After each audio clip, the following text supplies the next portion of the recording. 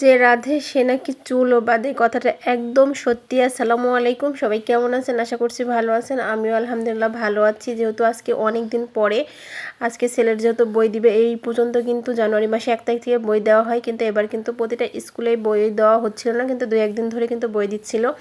আজকে কিন্তু কালকে রাত্রে আমিও মেসেজ পাইছি আমার ছেলের স্কুল থেকে বই দিবে, তাই কিন্তু ছেলের স্কুলে চলে গেলাম। ওর ক্লাস 9টা থেকে একদম 12টা পর্যন্ত ওখানে ক্লাসেই বই দেওয়া হবে। আর আমি আর ভাবি মিলে ভাবলাম যে একটু বাইরে ঘোরাঘুরি করি। দেখেন কুষ্টিয়াতে এত একটা সুন্দর একটা জায়গা, আমার কিন্তু অনেক বেশি ভালো লাগে। এই জায়গাটা কিন্তু অনেক বেশি ভালো। অবশ্যই কুষ্টিয়ার মধ্যে যারা আছে আর যারা পুলিশের চাকরি করে তারা তো অবশ্যই জানবে যে এটা কোন জায়গা। এটা কুষ্টিয়ার মধ্যেই পুলিশ লাইন। আর ওখানেই গেলাম, ভাবলাম যে না একটু গল্প করতে করতে যাই ওইদিকে।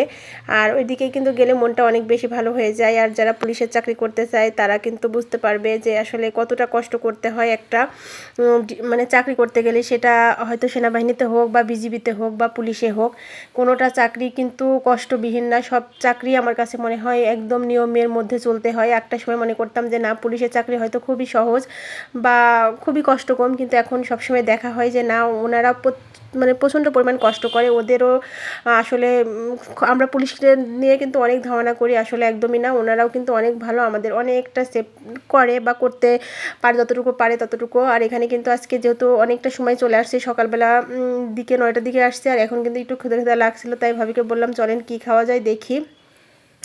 আর এদিকে কালকে কিন্তু আমার ছেলে একটা আবদার করছিল যে আম্মু বার্গার খাবো। ওই সময় কিন্তু কালকে আমি প্রচণ্ড পরিমাণ ব্যস্ত ছিলাম, এই জন্য হচ্ছিল না। আর ফুল দেখলে কার না মানে মনটা ভালো হয়ে যায়। দেখেন সারাদিন ক্লান্ত হওয়ার পরেও কিন্তু আমার ফুল দেখে অনেক বেশি ভালো লাগলো। তারপরে কিন্তু বাসায় আসার পরে ওইদিকে 2:30টার সময় ছেলের পড়া থাকে, আর ওর চুল কাটতে চলে গেলাম আমি সেলুনে। আর এখানে যাওয়ার পরে কিন্তু প্রতিদিন কিন্তু সিরিয়াল থাকে না, কিন্তু আজকে আবার অনেকটা সিরিয়াল। আমি আর একটা আপা বসে বসে গল্প করছিলাম, আর এদিকে কিন্তু ইমরানের চুল কাটানোর জন্য ভাইয়া রেডি করছিল। আর ভাবলাম যে এটাও একটু শেয়ার করি। দেখেন আসলে বললাম না যে রান্না করে সে নাকি চুলো বাঁধে, আসলে ঠিক আছে আমরা রান্নাও করি, আমরা বাইরের কাজ করি, সব কিছুই করতে হয় একটা মেয়েদের।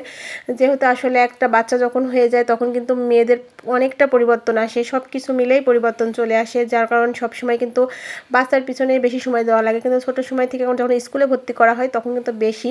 আজকে কোচিংয়ে দিয়ে ভাবলাম যে একটু মানে কেনাকাটা আমার না, ভাবি কিনবে। যেহেতু আসলে আমি সবসময় যে এই ভিডিওগুলো দিয়ে বলি, কিন্তু সবসময় কিন্তু আমি কিনি তা না। আসলে সবসময় যে ভাবিদের সাথে থাকা হয় তারাও কিন্তু কোনো না কোনো জিনিস কেনার জন্য কিন্তু যখন দোকানে যায় তখনও কিন্তু আমার যাওয়া লাগে, বা আমি যখন কিনতে যাই তখনও কিন্তু ভাবিরা আমার সাথে যায়। এই জন্য একটু একটু করে ভিডিও করে আপনাদের সাথে শেয়ার করে। এটা কিন্তু কাটাইখানা মোড়, আমি এর আগে কখনো এই শপিং মলে যাই নাই, আজকে গেলাম, কিন্তু মাশাআল্লাহ অনেক ভালো লাগছে। দ্বিতীয়বার অবশ্যই আমিও কিনবো কিছু, কারণ আমার যেই জিনিসগুলো প্রয়োজন হয় সেগুলো কিন্তু অলরেডি আমি আগে থেকেই কেনা হয়ে গেছে। এই জন্য আমি আজকে আর কোনো কিছু নিলাম না। আর আমার শরীরটাও একদম ভালো লাগছিল না, কারণ এতটা সকাল থেকে একদম বিকেল সন্ধ্যা পর্যন্ত বাইরে থাকার কারণে আসলে আমি নিজেও খুবই ক্লান্ত হয়ে যাচ্ছি, বা মানে কেন জানি খুব কষ্ট হচ্ছে আমারও। তাহলে আমার ছেলের কেমন হচ্ছে? আমার ছেলে সকাল থেকে এ পর্যন্ত একদম ছোটাছুটির উপরেই আছে।